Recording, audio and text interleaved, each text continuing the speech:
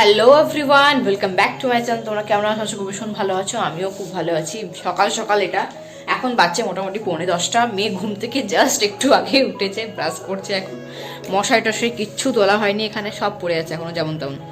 এই যে দেখো, যেমন ছিল তেমনই আছে এখনো, কারণ এখনো এই জাস্ট ঘুম থেকে মেয়ে যেহেতু উঠেছে তার জন্য কিন্তু এখনো তোলা টোলা কিচ্ছু হয়নি। মেয়ে এখন ব্রাশ করছে, ওখানে নতুন কার্টুন চলছে ওর, ওই যে ব্লুই নতুন কার্টুন চলছে। আর তোমাদেরকে যেটা আমি প্রমিস করেছিলাম আগের ব্লগে, কালকের কেকটা আমি দেখাবো কীভাবে, মানে কতটা ভেতরটা দেখাবো নাকি দেখাবো বলেছিলাম, সেই প্রমিসটা কিন্তু আমি রাখবো। হ্যাঁ রাখবো, অবশ্যই রাখবো। হাজব্যান্ড খেয়ে চলে গেছে অনেকটাই, আর ওপরে দিদিদেরকেও দিয়ে এসলাম কিছুটা। তো এই হচ্ছে ভেতরটা, আমিও খেয়েছি কিছুটা। এই যে দেখতে হচ্ছে ভেতরে কত dry fruit, wow wow, just wow লাগছে, সত্যি অসাধারণ হয়েছিল খেতে কেকটা। আমি অনেক খেয়ে দেখেছি। মেয়ে জিজ্ঞেস করছে ওখানে কী রাখা আছে, এখানে কী রাখা আছে, কারণ সব জায়গাতেই কেক। তো এই যে কেকটা আমার হাজব্যান্ড কালকে নিয়ে এসছে সুগার অ্যান্ড স্পাইস থেকে। তো এই কেকটা একদম ওদের একদম বানানো হয় আর সব মানে সঙ্গে সঙ্গে ঢোকানো হয় আর কি প্যাকেটের মধ্যে। আমার হাজব্যান্ডের ওখানে সামনে ফ্যাক্টরি আর কি ওটার।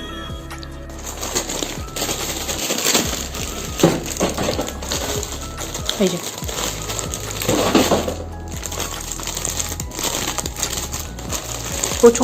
প্রচুর কেক এখন শুধু কেক কেক কেক।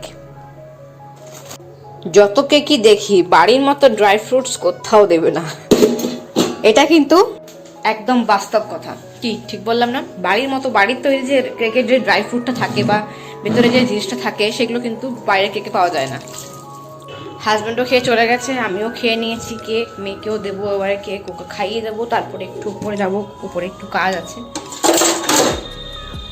উপরে একটু কাজ আছে, ভিডিও ছবি এগুলো নিয়ে একটু কাজ আছে।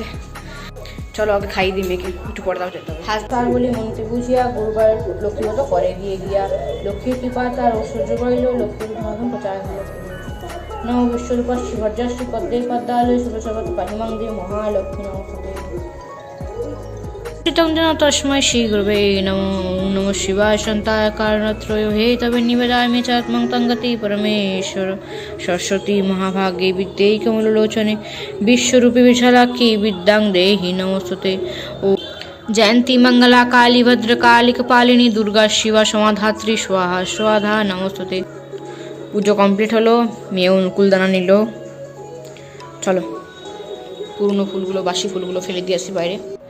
তো বন্ধুরা, তোমাদের কাছে আর আশাই হয়নি, আমি ভীষণ ব্যস্ত হয়ে পড়েছিলাম, উপরে চলে গেছিলাম। উপরে বলেছিলাম এই উপরে একটু কাজ আছে, ভিডিওগ্রাফির জন্য কাজ আছে। সেই কাজটা কমপ্লিট করার পর এসে গেছে, ভাত তো অল্প করেই গেছিলাম, ভাত মানে খিচুড়ি করে গেছিলাম, তো খিচুড়ি ঝটপট করে খেয়ে নিয়েছিলাম।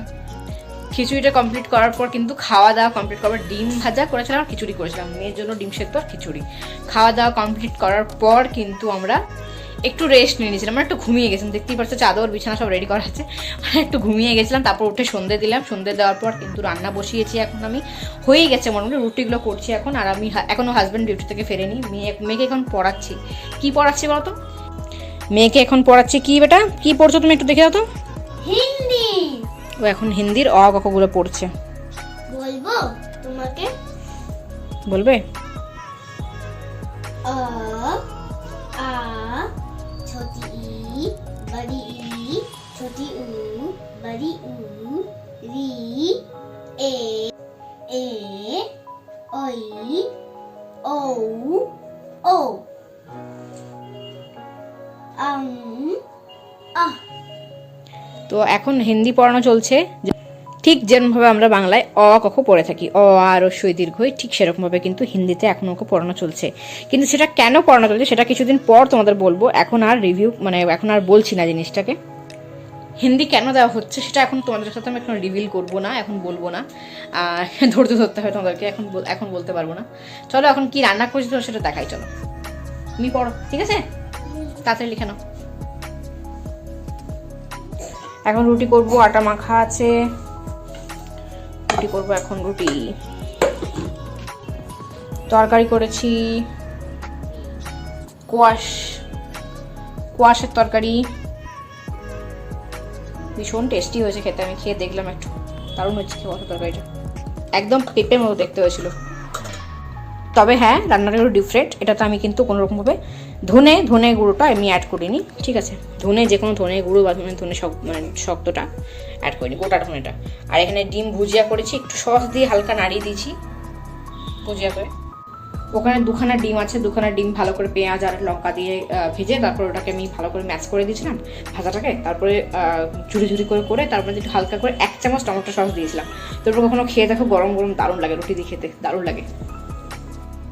কোয়াশের রান্নাটা ভেরি সিম্পল। কোয়াশেরটা সরষের তেলের মধ্যে তেজপাতা, শুকনো লঙ্কা আর জিরে ফোড়ন দিয়ে কিন্তু আমি গোটা জিরে ফোড়ন দিয়ে কিন্তু আমি ভালো করে গরম করে তেলটা ভেজে তারপর আলু আর কোয়াশ ডুমো ডুমো করে শেপে কেটে ভেজে নিয়েছিলাম প্রথমে।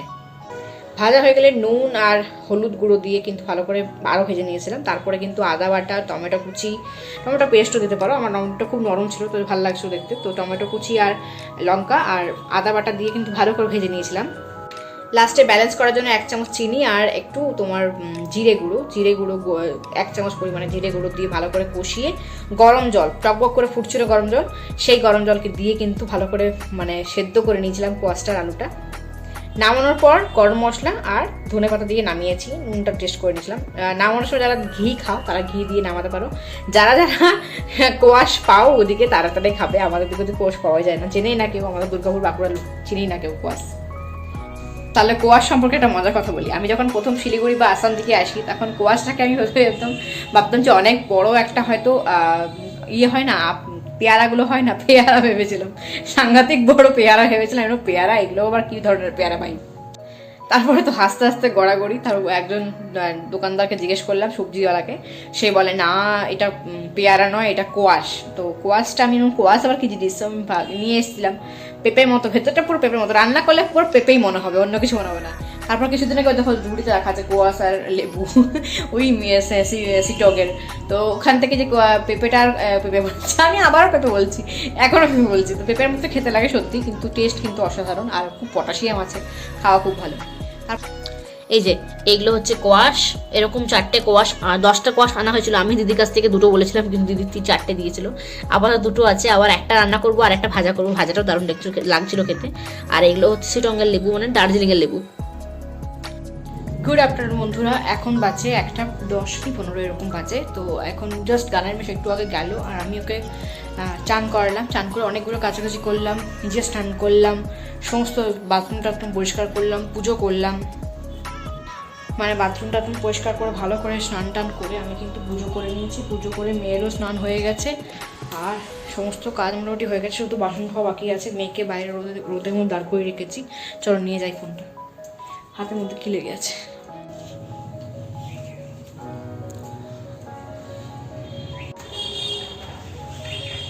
এখানে অল্পই রোদ আসছে, সেখানেই দাঁড় করে রেখেছি।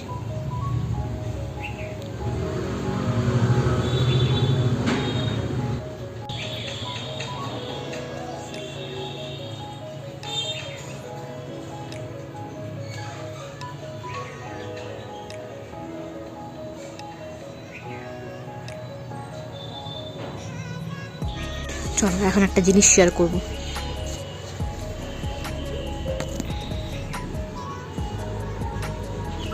Capsicum,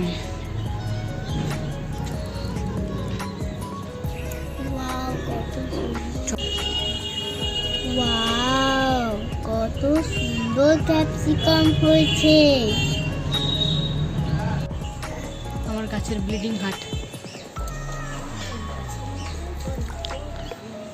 bleeding heart.